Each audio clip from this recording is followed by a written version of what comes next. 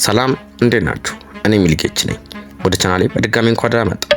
በየቀኑ ፈጣን፣ ትክክለኛና የተረጋገጡ የእግር ኳስ ዝውውር ዜናዎች፣ የክለቦች አዳዲስ መረጃዎችና ትንታኔዎችን እንዳያመልጣችሁ አሁኑ ሰብስክራይብ ያድርጉ። የደወል ምልክቱንም በማብራት እያንዳንዱ ቪዲዮ ከሁሉም በፊት ይደርሳችሁ። ኳስን የምትወዱ ከሆነ ቪዲዮን ላይክ ያድርጉ፣ ለጓደኞቻችሁም ሼር አድርጉት። አስተያየታችሁንም በኮሜንት መጻፍ እንዳትረሱ። እንግዲህ ምንም ሳናዘገይ ወደ ዛሬው ቪዲዮ እንግባ።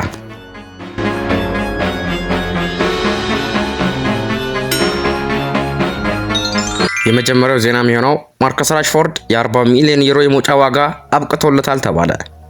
ማንቸስተር ዩናይትድ አጥቂ ማርከስ ራሽፎርድ በድጋሚ የዝውውር ወሬዎች ማዕከል ሆኗል።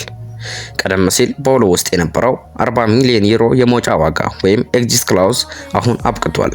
ይህም ማለት ራሽፎርድን ለማስፈረም የሚፈልግ ማንኛውም ክለብ በቀጥታ ከማንቸስተር ዩናይትድ ጋር ድርድር ማድረግ ይኖርበታል።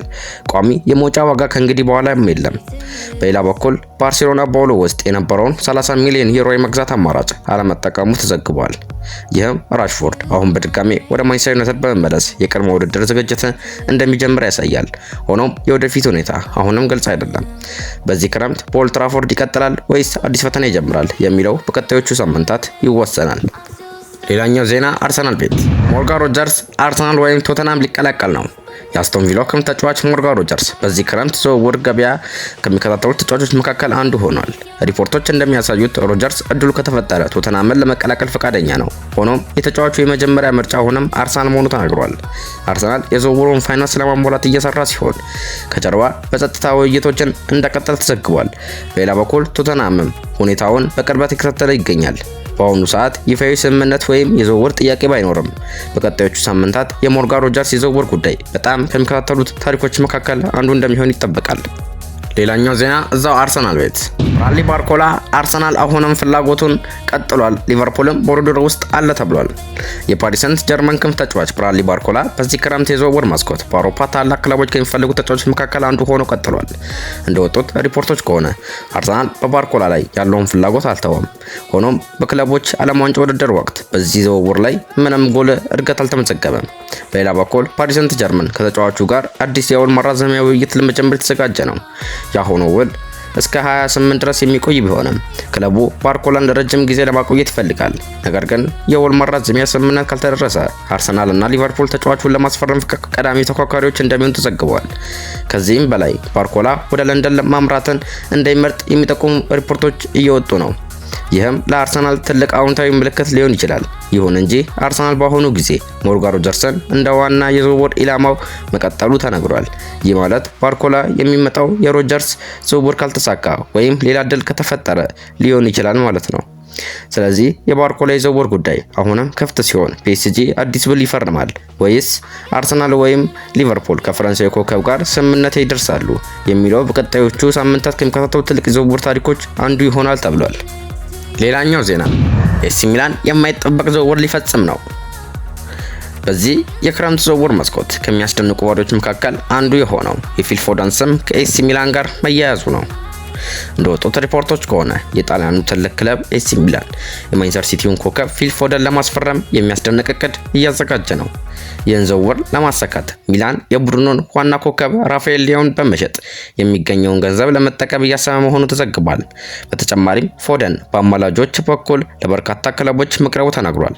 ሪፖርቶች እንደሚሉት በውሉ ላይ 1 ዓመት ብቻ የቀረው በመሆኑ የወደፊቱ ሁኔታ የዝውውር ገበያው ከሚከታተሉት ጉዳዮች አንዱ ሆኗል። እስካሁን ድረስ በክለቦቹ መካከል ይፋዊ ድርድር ወይም ስምምነት አልተደረሰም። ነገር ግን ኤሲ ሚላን በእውነት ይህን ዝውውር ይሞክራል ወይስ ፎደን በማንቸስተር ሲቲ ይቆያል የሚለው በቀጣዮቹ ሳምንታት ይገለጻል። ሌላኛው ዝውውር ማንቸስተር ቤት ይወስደናል። ጂን ፊሊፕ ማቴታ 3 ታላላቅ ክለቦች በፍራንሳዊ አጥቂ ፊርማ ላይ እየተፎካከሩ ነው።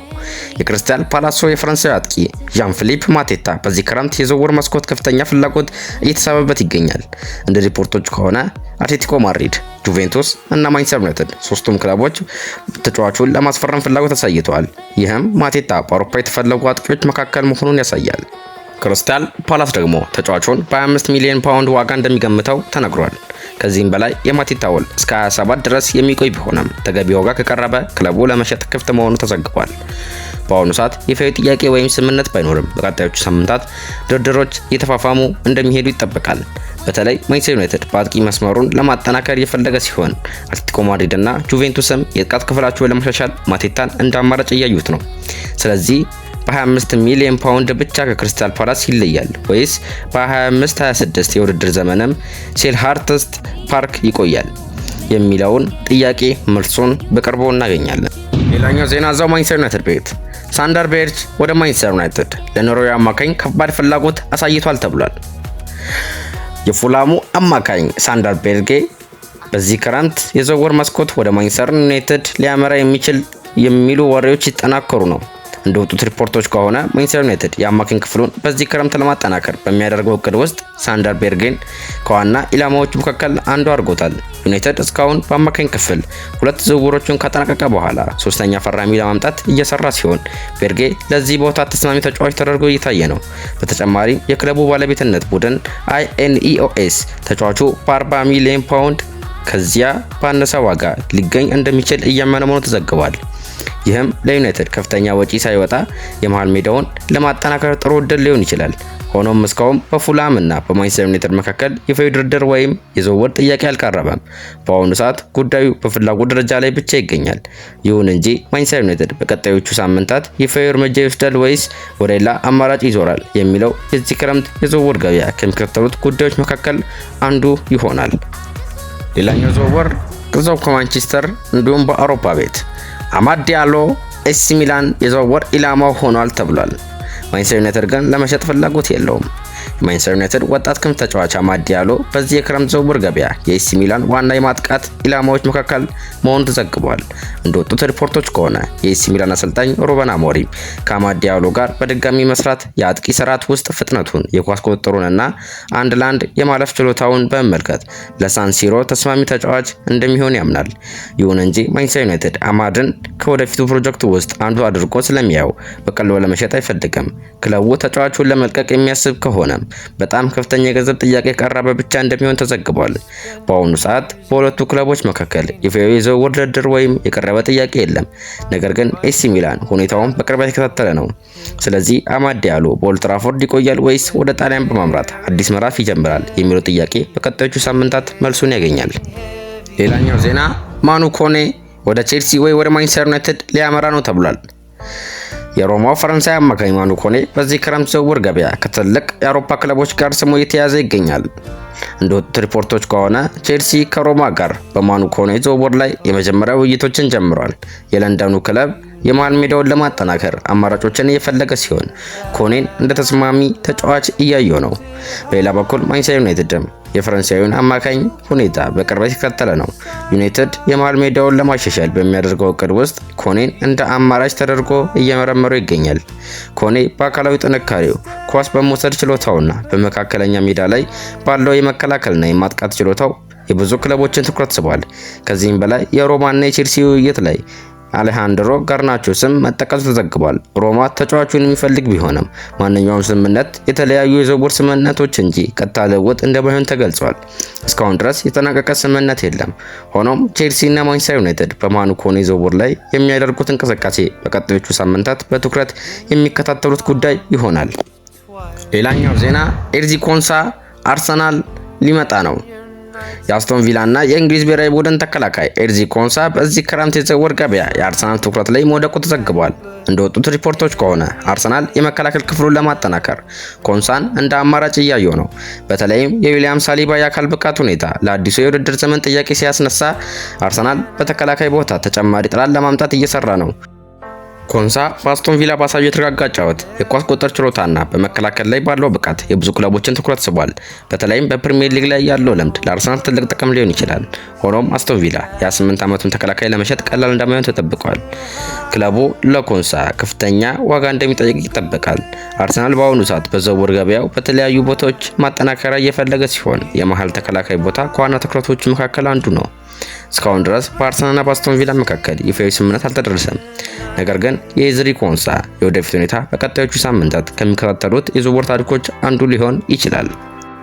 ሌላኛው ዜና ወደ ሊቨርፑል ቤት ራያን ሊቨርፑል የቦርንማውዙን ወጣት ኮከብ ለማስፈረም ፍላጎት አሳይቷል። ስሙ ራያን ይባላል። የቦርንማውዝ ወጣት ክንፍ ተጫዋች ራያን በዚህ የክረምት ዝውውር ገበያ የትልቅ ክለቦች ትኩረት መሳብ ጀምሯል። እንደወጡት ሪፖርቶች ከሆነ ሊቨርፑል ተጫዋቹን ለማስፈረም ፍላጎት አሳይቷል። ቀያዮቹ በተለይም ለወደፊቱ የጥቃት መስመራቸውን ለማስተካከል እየሰሩ ሲሆን ራያን እንደ አስደሳች አማራጭ እያዩት ነው። ሊቨርፑል በዚህ ጉዳይ ላይ ከአሰልጣኝ አንዶኒ ኦራይሊ ጋር ስለ ተጫዋቹ ውይይት ማድረጉ ተዘግቧል። ኦራይሊ በቦርንማውዝ ውስጥ ከራያን ጋር በመስራት ያለውን ብቃት በደንብ ስለሚያውቅ ስለ ተጫዋቹ ከፍተኛ አድናቆት እንዳሉ ተነግሯል።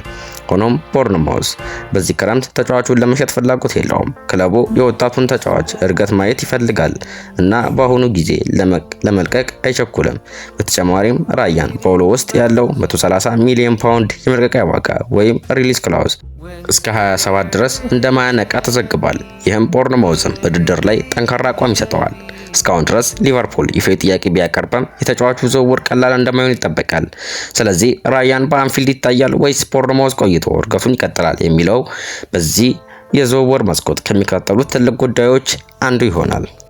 ሌላኛው ዜና ሁጎ ላርሰን ማንቸስተር ዩናይትድ ወይም ኒውካስል ዩናይትድ ሊቀላቀል ነው። የኢንትራክት ፍራንክፈርት ወጣትና ተስፋ የሚጣልበት አማካኝ ሁጎ ላርሰን በዚህ ክረምት የዝውውር ገበያ የፕሪሚየር ሊግ ትልቅ ክለቦችን ትኩረት ስበዋል። እንደወጡት ሪፖርቶች ከሆነ ማንቸስተር ዩናይትድ እና ኒውካስል ዩናይትድ የስዊድናዊውን አማካኝ ሁኔታ በቅርበት ይከታተሉ ነው። ሁለቱም ክለቦች የመሃል ሜዳቸውን ለማጠናከር በሚያደርጉት እቅድ ውስጥ ላርሰን እንደ አስደሳች አማራጭ እያዩት ነው። ሆኖም እስካሁን ድረስ ማንኛውም ክለብ ለፍራንክፈርት ይፋዊ የዝውውር ጥያቄ አላቀረበም።